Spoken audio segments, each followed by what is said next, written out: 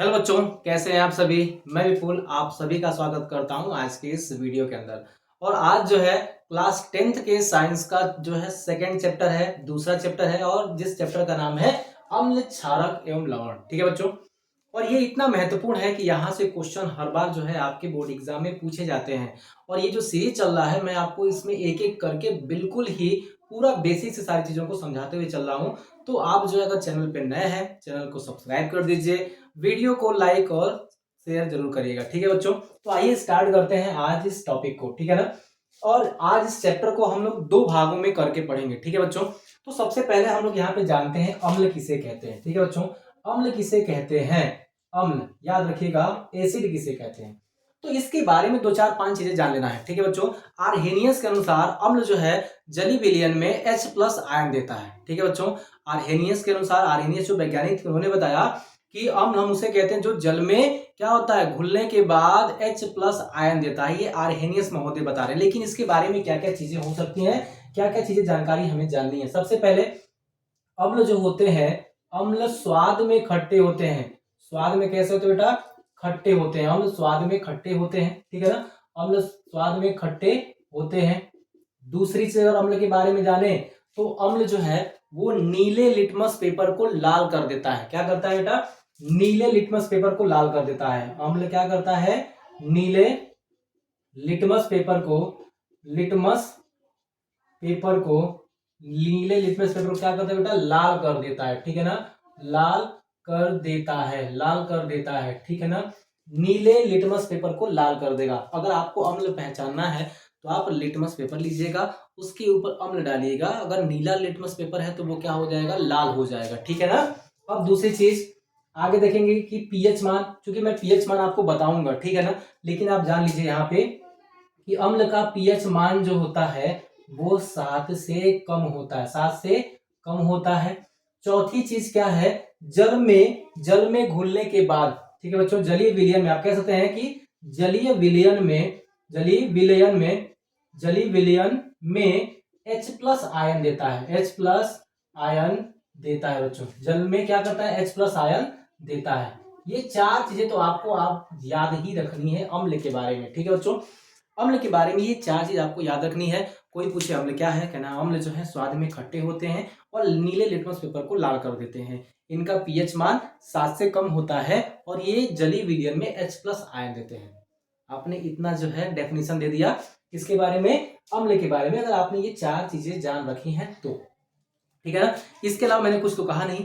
अम्ल स्वाद में खट्टे होते हैं तथा ये नीले लिटमस पेपर को लाल कर देते हैं। इनका पीएच मान 7 से कम होता है और जलीय विलयन में H+ आयन देते हैं। बात समझ में आई, H+ आयन देते हैं। अब आपके दिमाग में जो है ये चीज तो आ गई कि अम्ल हमने सर दिया, अम्ल तो हम लोग जान गए कि अम्ल कहते किसे हैं। ठीक है ना।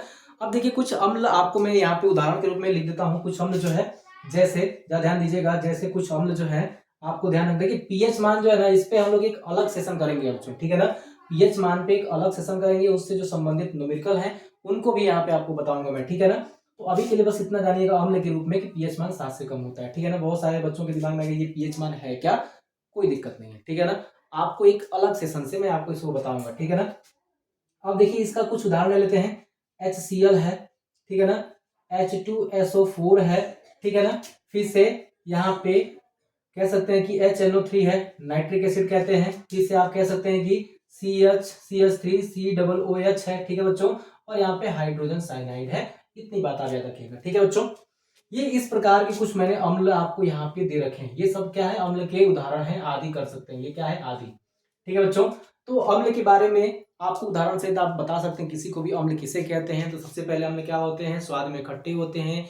इनका पीएच मान, या फिर कह सकते हैं स्वाद में खट्टे होते हैं, नीले लिटमस को लाल कर देते हैं, पीएच मान 7 से कम होता है तथा जलीय विलयन में H+ आयन देते हैं। ठीक है बच्चों, और जलीय विलयन में अगर H+ आयन देते हैं तो एक बात और नोट कर लीजिएगा कि अम्लों के अंदर, याद रखेंगे, अम्लों के अंदर विद्युत प्रवाहित होती है। अम्लों के अंदर विद्युत प्रवाहित होती है।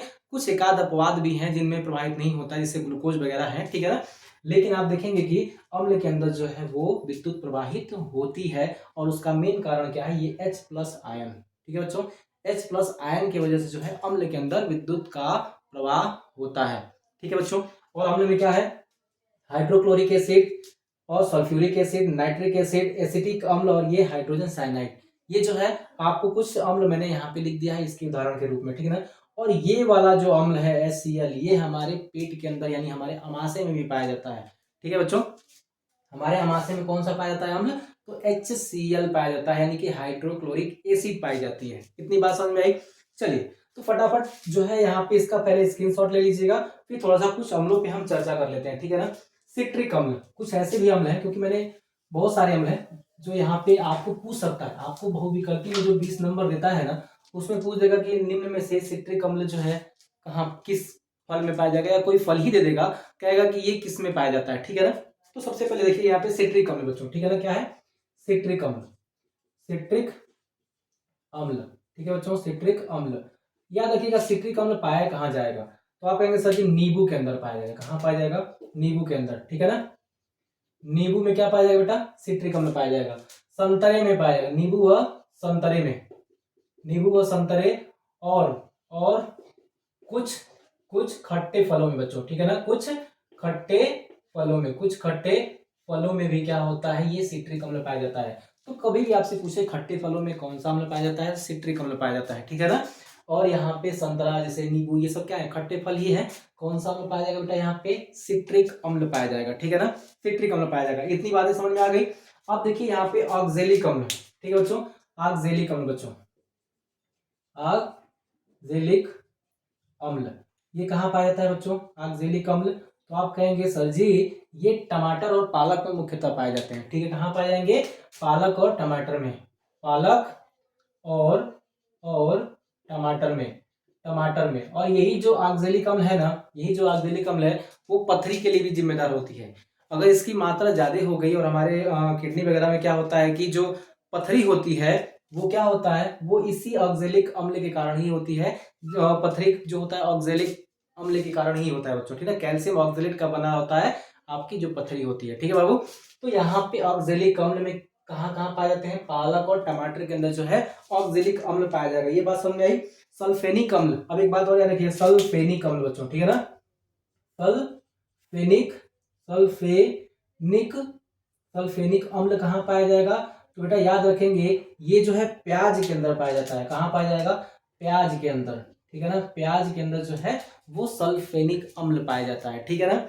और फिर आप देखेंगे फार्मिक अम्ल, ठीक है बच्चों, फार्मिक अम्ल, फार्मिक अम्ल कहाँ पाया जाएगा, तो फार्मिक अम्ल जो होता है ना वो पाया जाता है चींटियों के अंदर। कहाँ पाया जाएगा बेटा, चींटियों के अंदर, चींटियों के अंदर पाया, चींटियों व मधुमक्खी, याद रखेंगे कहाँ पाया जाएगा, मधुमक्खी के अंदर, चींटियों और मधुमक्खी के अंदर क्या होता है बेटा, वो फार्मिक अम्ल पाया जाता है। बात समझ में आई। अब बात करेंगे लैक्टिक अम्ल पर, कहाँ पाया जाएगा बच्चों, ठीक है ना, लैक्टिक अम्ल, लैक्टिक अम्ल याद रखेंगे ये आपके बहुविकल्पी में पूछ सकता है और पूछता ही है। बहुविकल्पी जो आपका 20 नंबर का आता है उसमें से जो है एक क्वेश्चन आपको यहाँ से देखने को मिल सकता है, ठीक है बच्चों। लैक्टिक अम्ल जो है दूध व दही के अंदर, दूध व दही के अंदर जो है आपको लैक्टिक अम्ल देखने को मिल जाएगा। इतनी बात समझ में आ रही है, दूध और इसके अंदर, ठीक है ना। टर्टरिक अम्ल कहाँ मिलेगा बच्चों, टर्टरिक अम्ल, ठीक है ना, टर्टरिक अम्ल याद रखिएगा, टर्टरिक अम्ल, ठीक है बच्चों, टर्टरिक अम्ल कहाँ मिलेगा बच्चों, टर्टरिक अम्ल, तो कह सकते हैं सर ये अंगूर के अंदर मिलता है। कहाँ मिल जाएगा आपका, अंगूर के अंदर मिल जाएगा। अंगूर के अंदर कौन सा मिलेगा यहाँ बेटा, टर्टरिक अम्ल मिल जाएगा, ठीक है ना।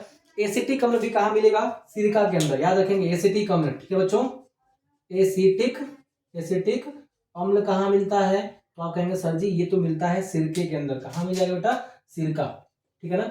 सिरका में कौन सा अम्ल होता है बेटा, एसिटिक अम्ल होता है। आपने सिरका खाया होगा ना, वो खट्टा लगता है, ठीक है बच्चों, खट्टा लगता है, स्वाद में खट्टा होता है, एक अलग प्रकार की गंध आती है उसकी, खट्टापन वाला गंध आता है, और क्या होता है वो एसिटिक अम्ल कहलाता है बच्चों, ठीक है ना। और ये किसमें पाया जाता है, सिरका के अंदर पाया जाता है। इतनी बातें तो आपको क्लियर हो चुकी होंगी अम्ल के बारे में।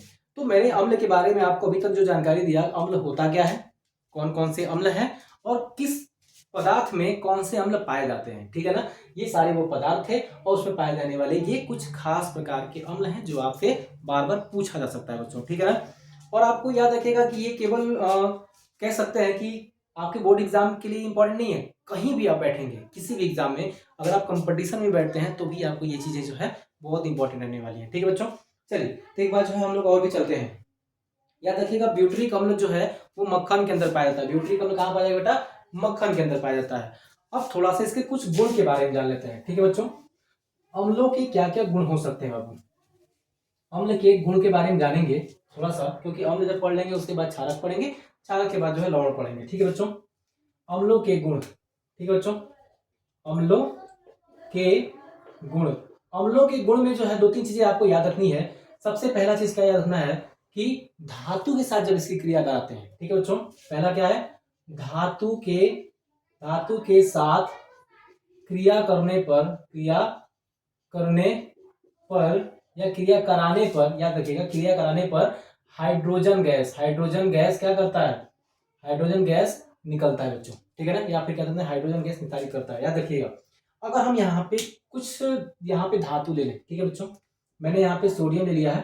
सोडियम धातु को अगर हम क्या कर दें HCl के साथ क्रिया कराएं तो आप देखेंगे कि क्या होगा, ये सोडियम क्लोराइड बना देगा, यहाँ से सोडियम क्लोराइड बना देगा, और प्लस यहाँ से हाइड्रोजन जो मुक्त होगा H2 के रूप में हाइड्रोजन मुक्त होगा। अब इसको आप बैलेंस कर लेंगे, क्योंकि मैंने आपको पिछले ही सेशन के अंदर जो है समीकरण को बैलेंस करना सिखाया था।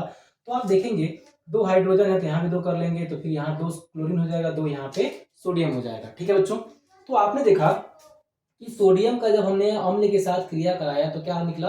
हाइड्रोजन गैस निकल गया। क्या निकल गया बच्चों?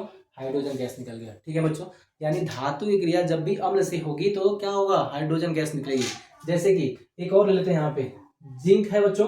जिंक की क्रिया हम किससे करा दें? याद रखिएगा HCl से करा दें जिंक की क्रिया, क्या निकल जाएगी? तो यहाँ पे ZnCl2 हो जाएगा, और ये प्लस H2O निकलेगा बच्चों, सॉरी H2 निकल जाएगा। ठीक है बच्चों, तो एक बात याद रखेंगे यहाँ पे, एक बात क्या याद रखना है कि जब भी हमने जिंक धातु की क्रिया HCl से कराई, क्या निकल के हाइड्रोजन गैस। अभी जिंक की क्रिया क्या करना है ना, जिंक की क्रिया जो है H2SO4 से भी करा देंगे तो क्या निकलेगा? यहाँ पे होगा जिंक SO4, यानी कि जिंक सल्फेट प्लस यहाँ से हाइड्रोजन गैस जो है वो रिलीज हो गया। ठीक है बच्चों, मैंने आपको यहाँ पे 2-3 एग्जाम्पल दे दिए हैं कि जब भी धातु से अम्ल की क्रिया होगी तो हाइड्रोजन गैस निकलेगा ही निकलेगा बच्चों। ठीक ना, तो आप देख रहे हैं हाइड्रोजन गैस क्या हो रहा है, वो निकल रहा है धातु से क्रिया करने के पश्चात। इतनी बातें समझ में आई? तो फटाफट जो है पहले जो भी चीजें हैं सेशंस को आप लोग लाइक कर दीजिए बच्चों। ठीक है ना, अब थोड़ा सा हम लोग धातु के कार्बोनेट से देख लेते हैं बेटा यहाँ पे। ठीक है ना, अब कार्बोनेट के साथ क्रिया देख लेते हैं। ठीक है ना, धातु के साथ तो क्रिया देख लिया हमने, अब जो है अम्ल का कार्बोनेट के साथ दूसरा गुण इसका देखिएगा। अम्ल का कार्बोनेट के साथ देखेंगे, जो NCERT में दिया गया बेटा उसी के अकॉर्डिंग हम लोग चलते चलेंगे और सारी चीजों को देखते चलेंगे। ठीक है ना, यहाँ देखिएगा अम्ल का धातु के कार्बोनेट से क्रिया। ठीक है बच्चों, धातु के कार्बोनेट से। ठीक है बच्चों, कार्बोनेट से क्रिया, धातु के कार्बोनेट से क्रिया। अब जरा ध्यान दीजिएगा, अगर इसका क्रिया धातु के कार्बोनेट से कराएं तो क्या निकल के आएगा? ठीक है बच्चों, एक बात जरा बताइए, सोडियम कार्बोनेट को अगर मैं ले लूं और प्लस HCl को ले लूं, कोई दिक्कत है क्या? Sodium carbonate. ठीक है बच्चों, और ये जो सोडियम कार्बोनेट है आप सभी लोग जानते हैं कि जब भी इसके साथ क्रिया करेगा तो क्या होगा, तो सबसे पहले आप देखेंगे कि सोडियम क्लोराइड निकल जाएगा, यानी NaCl निकल जाएगा, प्लस NaCl निकल जाएगा, कार्बन डाइऑक्साइड निकल जाएगा, और यहाँ पे H2O हो जाएगा। बात समझ में आई? जरा ध्यान दीजिएगा, जब भी हम धातु के कार्बोनेट की क्रिया हम कराते हैं किसी अम्ल के साथ तो निकलता है लवण, कार्बन डाइऑक्साइड और जल। लवण, कार्बन डाइऑक्साइड और जल। अब इसको आप बैलेंस कर सकते हैं, इसको 2 कर लेंगे यहाँ पे, यहाँ भी आपको 2 करना पड़ेगा। क्यों? क्योंकि मैंने बैलेंस का एक एक तरीका जो है आपको पिछले वीडियो में बताया है, तो आप जो है वहां से जाकर के सारी चीजें कर सकते हैं। ठीक है बच्चों, कोई समस्या नहीं आएगी, कोई दिक्कत नहीं आएगा। ठीक है ना, चलिए, तो हमने देखा कि यहाँ पे सोडियम कार्बोनेट यानी धातु के कार्बोनेट, ये धातु कार्बोनेट है, क्या है बेटा? सोडियम कार्बोनेट, सोडियम कार्बोनेट की क्रिया हाइड्रोक्लोरिक एसिड के साथ कराया तो सोडियम क्लोराइड, और क्या निकल गया? लवण। सोडियम क्लोराइड क्या है बेटा? लवण है, और ये क्या है आपका? कार्बन डाइऑक्साइड है और जल है। स्ट्रक्चर याद रखिएगा, जब भी धातु के कार्बोनेट की क्रिया अम्ल के साथ होगी तो लवण, जल और क्या निकलेगा आपका? कार्बन डाइऑक्साइड निकलेगा। ये 3 चीज निकलने वाले हैं। ठीक है बच्चों, तो चलिए फटाक से जो ये रासायनिक गुणधर्म है, इसके रासायनिक गुणधर्म हमने भौतिक देखा है, रासायनिक गुणधर्म बच्चों। ठीक है ना, चलिए, ठीक है बच्चों, अब थोड़ा सा आगे आते हैं। अब धातु के हाइड्रोजन कार्बोनेट, अगर धातु के हाइड्रोजन कार्बोनेट हो तब क्या होगा, तो थोड़ा सा इसको हम मिटाते हैं, थोड़ा सा यहीं पे एक चीज बना लेते हैं। ठीक ना, तो ध्यान दीजिएगा, अगर यहीं पे हम कहें कि धातु के हाइड्रोजन कार्बोनेट हो, क्या हो बेटा, हाइड्रोजन कार्बोनेट हो, हाइड्रोजन कार्बोनेट, कार्बोनेट, ठीक है बच्चों। तब क्या होगा, तो याद रखिएगा अभी हमने क्या होगा, NaHCO3, ये क्या है, सोडियम बाइकार्बोनेट, इसका नाम सभी लोग जानते हैं बेटा, सोडियम बाइकार्बोनेट, ठीक है ना। अब क्या है, यहाँ पे ये धातु है, धातु के साथ हाइड्रोजन कार्बोनेट ऐसे भी कह सकते हैं, ठीक है ना। अगर इसकी क्रिया अगर हम करा दें HCl से, HCl मतलब हाइड्रोक्लोरिक एसिड से करा दें, ठीक है ना, हाइड्रोक्लोरिक एसिड से कराएं बच्चों, क्या निकल के आएगा, सोडियम क्लोराइड, ठीक है बच्चों, सोडियम क्लोराइड तो निकल जाएगा, फिर कार्बन डाइऑक्साइड, ठीक है ना, और प्लस H2O। मतलब कि अगर आपने किसी भी धातु के कार्बोनेट को या फिर धातु के हाइड्रोकार्बोनेट को अगर आप अम्ल के साथ क्रिया कराते हैं, इन दोनों कंडीशन में आपका क्या निकल के आएगा, लवण, कार्बन डाइऑक्साइड और जल ही निकल के आएगा, ठीक है बच्चों, इनमें कोई परिवर्तन नहीं होगा। बात समझ में आ रही है। तो यहाँ पे हमने देखा अम्लों के गुणधर्म। अब थोड़ा सा जो है क्षारकों पे बात कर लेते हैं बेटा, ठीक है ना। अम्ल पे हमने बात कर लिया, थोड़ा सा कुछ क्षारकों पे बात करते हैं। और पीएच वैल्यू जो है, ये सारी चीज मैं अलग से आपको बताने वाला हूँ, अलग से वीडियो में, ठीक है बच्चों। आज जो है केवल अम्ल, क्षार और लवण पे चर्चा होगी, ठीक है बच्चों। अब बात करते हैं क्षारक पे, ठीक है ना। ये क्षारक क्या है, बहुत सारे लोग क्षार क्षार चिल्लाते रहते हैं, ठीक है ना, लेकिन आपको याद रखना है क्षारक कहना है, ठीक है ना। क्षारक अलग होता है, क्षार ही क्षारक होते हैं और क्षारक ही क्षार होते हैं, ठीक है ना। तो देखिएगा, लेकिन सभी क्षारक क्षार नहीं होते हैं, आपको समझ नहीं आ रहा होगा, भी आ जाएगा, ठीक है ना। पहला चीज इसमें क्या होगा ना, कि क्या होगा बेटा, कि क्षारक स्वाद में कड़वे होते हैं, वो खट्टा था, अम्ल खट्टा था, ये क्या होगा, स्वाद में कड़वा होगा, ठीक है ना, कड़वा होगा, स्वाद में कड़वा होगा। दूसरा क्या होगा, पीएच मान क्या होगा बेटा, 7 से अधिक होगा, वहां पे 7 से कम था, 7 से अधिक होगा। तीसरा क्या होगा, लाल लिटमस को नीला कर देगा, क्या करेगा, लाल लिटमस को नीला कर देगा, क्या कर देगा बेटा, नीला। लिटमस एक प्रकार का कागज होता है, एक पेपर होता है, उस पे अगर आप जो है, अगर लाल है तो उसके ऊपर अगर आपने क्षार गिराया तो वो फौरन क्या हो जाएगा, नीला हो जाएगा बच्चों, ठीक है ना। उसी से हम पहचान जाएंगे कि ये क्या है, ये जो है क्षारक है, ठीक है ना, ये सूचक का काम करता है। चौथा क्या कर सकते हैं कि आर्हेनियस के अनुसार इसके जली विलयन में क्या करता है, जलीय विलयन में OH माइनस आयन देता है, क्या करता है, OH माइनस आयन देता है। वो क्या कर रहा था, अभी हम H प्लस आयन दे रहा था, ये OH माइनस आयन देता है। तो ये 4 चीजें जो है इसके बारे में याद रखनी है, ठीक है ना। कोई भी पूछे कि क्षारक क्या है तो आपको क्या कहना है, स्वाद में कड़वे होते हैं, लाल लिटमस को नीले कर देते हैं, और इनका जो पीएच मान होता है 7 से कम होता है, तथा ये जली विलयन में OH माइनस आयन देते हैं। बात समझ आई, OH माइनस आयन देते हैं। अब कुछ क्षारक जो होते हैं जल में घुलनशील होते हैं, और कुछ क्षारक जल में घुलनशील नहीं होते हैं, ठीक है बाबू। जो क्षारक जल में घुलनशील होते हैं उनको क्षार कहते हैं, याद रखिएगा, ठीक है ना। अब इसी क्षारक में याद रखेंगे बेटा, इसी क्षारक में जो है ना 2 प्रकार के होते हैं। एक होता है जल में घुलनशील, ठीक है ना, घुलनशील, ठीक है बाबू। और एक होता है जल में घुलनशील नहीं होता है, ठीक है ना, एक जल में घुलनशील नहीं होता है, ठीक है ना, जल में घुलनशील नहीं होता है, ठीक है ना, घुलनशील नहीं होता है। जो जल में घुलनशील होता है उसको क्या कहते हैं, क्षार कहते हैं, क्या कहते हैं बेटा, क्षार कहते हैं। अब पता चला क्षारक और क्षार क्या होता है। देखिए ये भी यहाँ पे जो जल में घुलनशील नहीं है वो भी क्या है, वो भी क्षारक है, और ये भी क्षारक है, लेकिन जो जल में घुल गया उसको क्षारक की जगह क्षार कहते हैं, यानी कि क्या है, सभी क्षारक यानी कि सभी क्षारक, ये सभी क्षारक क्या होते हैं, क्षार नहीं होते हैं, केवल वही क्षारक क्षार होते हैं जो जल में घुलनशील हो, जो जल में घुलनशील हो वही क्षारक क्षार कहलाते हैं, बाकी सभी क्षारक क्षार थोड़ी कहलाते हैं। अब हाँ समझ में आई ना, मैंने इसीलिए कहा था, जो शुरू में मैंने कहा कि सभी क्षारक क्षार नहीं होते हैं, तो बहुत सारे बच्चों को जो थोड़ा सा डिस्टर्ब हुआ होगा, ठीक है बच्चों। तो ये चीजें आपको याद रखनी है, ठीक है ना, क्षारकों के संबंध में ये जो चीजें हैं आपको बहुत अच्छे से याद रखनी, कोई दिक्कत बाबू, ठीक है ना। स्वाद में क्या होते हैं, खट्टे होते हैं, ठीक है बच्चों। अब याद रखिएगा इसके जो कुछ क्षारक मैं आपको लिख देता हूँ, कुछ एग्जाम्पल स्वरूप में यहाँ पे आपको क्षारक लिख देता हूँ, ठीक है ना।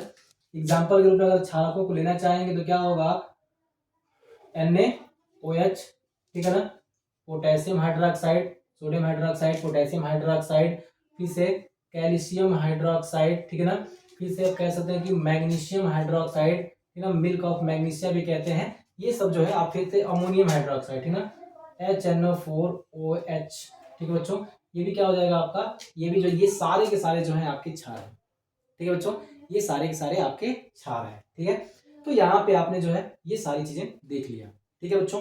तो यहाँ पे हमने आपको बताया कि क्षारक क्या होते हैं, क्षारक के बारे में इतनी सारी चीजें, कौन कौन से क्षारक हैं, ये सभी क्षारक हैं, ठीक है ना, कौन से क्षारक क्षार कहलाते हैं, ठीक है बच्चों। तो जो जल में घुलनशील होते हैं उसको हम क्षार कहते हैं। इतनी बातें समझ में आ गई। थोड़ा सा आगे चलते हैं, थोड़ा सा आगे की बातें कर लेते हैं, ठीक है बच्चों। ये तो हो गया, ठीक है, ये हो गया। और आगे देखते हैं कुछ चीजें। अब यहाँ पे जो है ना, अब यहाँ पे जो है, अब यहाँ पे कुछ अम्ल और कुछ यहाँ पे देखिए अम्ल के बारे में, अम्ल और यहाँ पे जो है क्षार, ठीक है बच्चों, क्षार, अम्ल और क्षार। अब इसमें जो है ना क्या होता है, कुछ होते हैं प्रबल अम्ल, क्या होता है बेटा, कुछ होते हैं प्रबल अम्ल और कुछ होते हैं यहाँ पे प्रबल क्षारक, और कुछ होते हैं यहाँ पे दुर्बल अम्ल, ठीक है ना, दुर्बल अम्ल और यहाँ पे होते हैं दुर्बल क्षारक बच्चों, ठीक है ना, दुर्बल क्षारक होते हैं, इस बात को जरा याद रखिएगा। अब प्रबल अम्ल किसे कहते हैं, प्रबल अम्ल किसे कहते हैं, जो जल में जो है H+ आयन की सांद्रता अधिक हो, क्या बेटा, जल में H+ आयन की सांद्रता अधिक हो, क्या है बेटा, सांद्रता अधिक है, अधिक हो, उसे हम क्या कहते हैं, उसे हम प्रबल अम्ल कहते हैं, उसे क्या कहते हैं, प्रबल अम्ल कहते हैं। जैसे प्रबल अम्ल कहते हैं, जैसे में कौन सा हो जाएगा, H2SO4, ठीक है ना, HCl, ठीक है ना, HNO3, ये सब क्या है, ये प्रबल अम्ल के उदाहरण है बच्चों, ठीक है ना। दुर्बल अम्ल में क्या होगा, दुर्बल अम्ल क्या होगा, जल में H+ आयन की सांद्रता कम हो, क्या हो बेटा, सांद्रता क्या हो, कम हो, उसे हम क्या कहते हैं, दुर्बल अम्ल कहते हैं। जैसे दुर्बल अम्ल कहते हैं, जैसे में क्या हो जाएगा, हाइड्रोजन साइनाइड, ठीक है ना, CH3COOH, ठीक है ना, ये क्या है आपका एसिटिक अम्ल है बच्चों, ठीक है ना। ये दोनों जो है आपके क्या हो जाएंगे, दुर्बल अम्ल। सबसे दुर्बल अम्ल कौन सा होता है, सबसे दुर्बल अम्ल होता है HCl, हाइड्रोजन साइनाइड होता है, ठीक है बच्चों, ये सबसे दुर्बल अम्ल होता है। अब वही बात करते हैं प्रबल क्षारक की, ठीक है बच्चों। प्रबल क्षारक किसे कहते हैं, क्या होता है, जल में OH आयन की सांद्रता क्या हो, सांद्रता अधिक हो, OH आयन की सांद्रता क्या हो बेटा, अधिक हो, इधर हो सकता नहीं दिखता हूं, मैं इधर लिखता हूं, ठीक है, अधिक हो, उसे हम क्या कहते हैं, प्रबल क्षारक कहते हैं, ठीक है ना, प्रबल क्षारक कहते हैं। और जैसे इसमें आप कह सकते हैं कि जैसे में क्या हो जाएगा, जैसे में NaOH, sodium hydroxide, potassium hydroxide, और यहाँ पर हो जाएगा कैल्शियम हाइड्रोक्साइड, ये सब क्या हो जाएंगे, प्रबल क्षारक के उदाहरण हो जाएंगे बच्चों, ठीक है ना। अब दुर्बल क्षारक में आप देखेंगे जिसमें क्या हो, जल में OH आयन की सांद्रता कम हो, ठीक है ना, सांद्रता कम हो, उसे हम क्या कहते हैं, दुर्बल क्षारक कहते हैं। जैसे में क्या किया जाएगा, तो आप कहेंगे सभी जैसे में जो है आ जाएगा अमोनियम हाइड्रोक्साइड, ठीक है ना, जैसे में क्या आ जाएगा, अमोनियम हाइड्रोक्साइड, और यहाँ पे MgOH का ट्वाइस, मतलब कि मैग्नीशियम हाइड्रोक्साइड। तो ये हो गए आपके प्रबल अम्ल और दुर्बल अम्ल, ये हो गए प्रबल क्षारक और दुर्बल क्षारक। तो फटाफट इसके स्क्रीनशॉट लीजिए।